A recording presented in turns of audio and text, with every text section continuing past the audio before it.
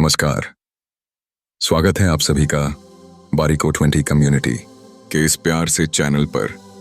आज हम महाराणा अमर सिंह प्रथम के बारे में विस्तृत चर्चा करेंगे कि कैसे वो अपने समय के एक महान राजा थे और उन्होंने क्या उपलब्धियां हासिल की थीं। महाराणा अमर सिंह प्रथम महाराणा प्रताप और अजबदे पंवार के पुत्र थे। इनका जन्म 15 मार्च 1598 में हुआ था। ये सबसे बड़े पुत्र थे। सन 1597 में महाराणा अमर सिंह ने अपने पिता की मृत्यु के पश्चात राजगद्दी धारण की और राजपद संभाल। महाराणा अमर सिंह को विरासत में संघर्ष प्राप्त हुआ और उन्होंने अपने पिता से छोटी आयु में ही युद्ध के क्षेत्र में निपुणता हासिल कर ली थी।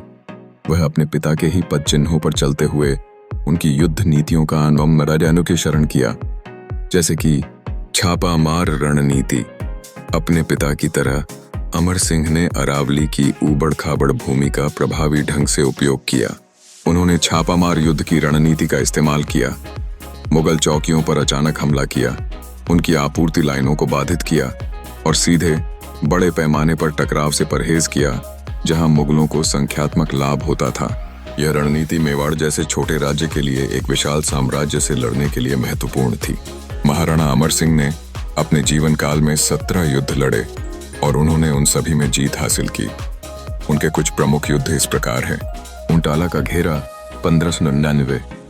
यह अमर सिंह के लिए एक प्रारंभिक सफलता थी।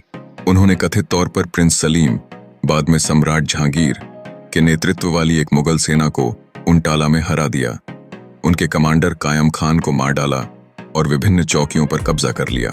उन्होंने मुगल क्षेत्र में भी प्रवेश किया। उनके द्वारा लड़े गए अन्य युद्ध: दिवेर का युद्ध जो 1606 में लड़ा गया था, महाबत खान का अभियान 1609 ई, अब्दुल्ला खान का अभियान जो 1609 से 1611 तक चला, राजकुमार खुर्रम का अभियान जो 1613 से 1615 के मध्य चला। अंत में अमर सिंह ने राजकुमार खुर्रम के साथ एक संधि में प्रवेश किया। इस संधि में उनके रिश्ते को एक महत्वपूर्ण मोड़ दिया, जिसने मेवाड़ और मुगलों के बीच लगभग एक शताब्दी के संघर्ष को समाप्त कर दिया। संधि की मुख्य शर्तें, जो मेवाड़ के लिए अपेक्षाकृत सम्मानजनक थीं, पहली शर्त यह थी कि मेवाड़ के शासक अमर सिंह को मुगल दरबार में व्यक्तिगत उपस्थिति से छूट दी गई थी। इसके बजाय मेवाड़ के युवराज के नेतृत्व में एक टुकड़ी उनका प्रतिनिधित्व करेगी। यह सिसोदियों को दिया गया एक अनूठा विशेषाधिकार था। दूसरी शर्त, जिसमें मेवाड़ को मुगलों के साथ वैवाहिक गठबंधन में प्रवेश करने के लिए बाध्य नहीं किया गया था। चित्तौड़गढ़ किला और अन्य कब्जे वाले क्षेत्र मेवाड़ को लौटा दिए गए। हालांकि एक शर्त थी कि चित्तौड़गढ़ के किलेबंदी की मरम्मत नहीं की जाएगी। मेवाड़ ने मुगल सेवा के लिए 1500 घुड़सवारों की एक टुकड़ी प्रदान करने पर सहमति व्यक्त की।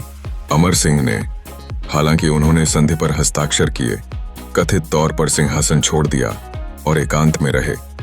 शायद अपने पिता से कभी आत्मसमर्पण न करने के अपने वादे को तोड़ने की भावना के कारण।